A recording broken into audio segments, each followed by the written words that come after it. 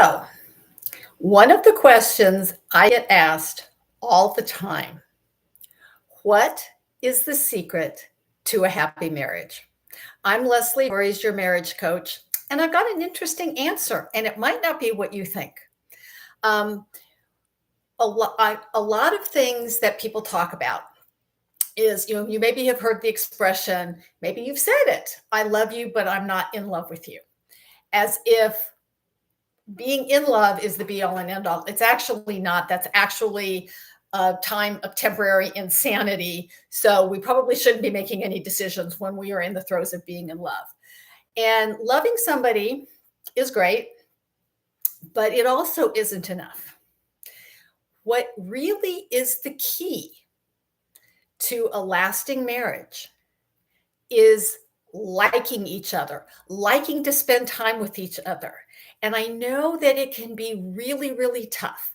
You meet, you fall in love, you decide to get married, and you start your life together. And then maybe a couple of kids come along, maybe there's some job stress. Your relationship is okay. It's not great, but it's not terrible. And you kind of put it on the back burner and let everything else take control, take priority, and then you end up in what is now known as the great divorce. This is the time of the relationship once kids leave the home, and you start to figure out, who is this person? Why are you in my house? You're just kind of a roommate, right? One of the saddest things I ever hear from my potential clients is like they've been living like roommates. It's like, being lovers is great, being friends is great, but being lovers and friends is even better. And it doesn't necessarily even really matter what you do. Now, part of the reason why I'm talking about this today is because my husband and I were able to spend the long weekend together doing a lot of things that we enjoy. Most of the time we were by ourselves, but we actually did get to spend part of Saturday with our oldest child, which was really nice. We were playing some disc golf. He's the one who got us into that.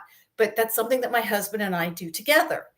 And, we actually even had a new experience. We were actually at a winery tasting some wine, another thing we like to do. And this particular winery had polo matches on Sunday afternoon. So we both got to experience a new thing. And I'm going to tell you that when you experience something new with your partner, it connects the two of you. It reinvigorates all those hormones and neurotransmitters that were present when you first fell in love. And it just really connects you. And these are the kinds of things. And it doesn't even necessarily really matter what you're doing together, although you do need to be interacting, not just being in the same place with one of you on the phone, the other on the computer, or both of you are on your phone, which my husband and I happened to see a lot of this last weekend, of couples when we were at the restaurants, they weren't interacting with each other. They were on their phones, right? That is not spending quality time together. And I know it can be tough, especially if you're a young couple and you don't necessarily have people who can watch your kids. My husband and I happen to be very lucky. His parents lived close by. We also had a really good friend who would come and take care of the kids, but we made it a priority.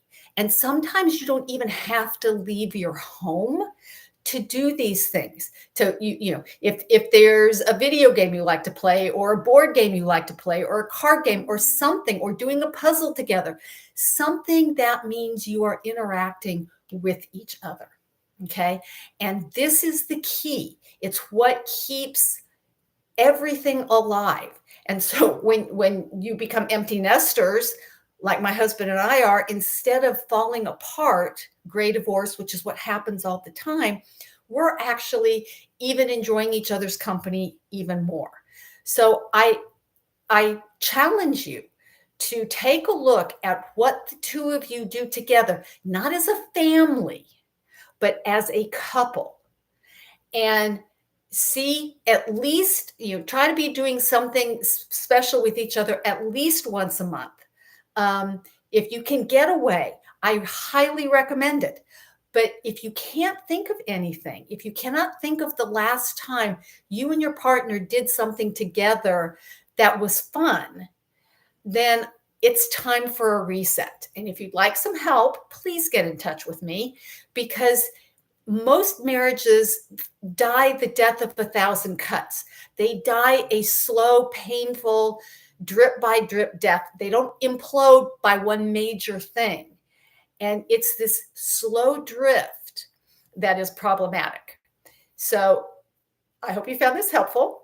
And if you want more information, please get in touch with me. Please subscribe to this channel. And until next week, stay loving.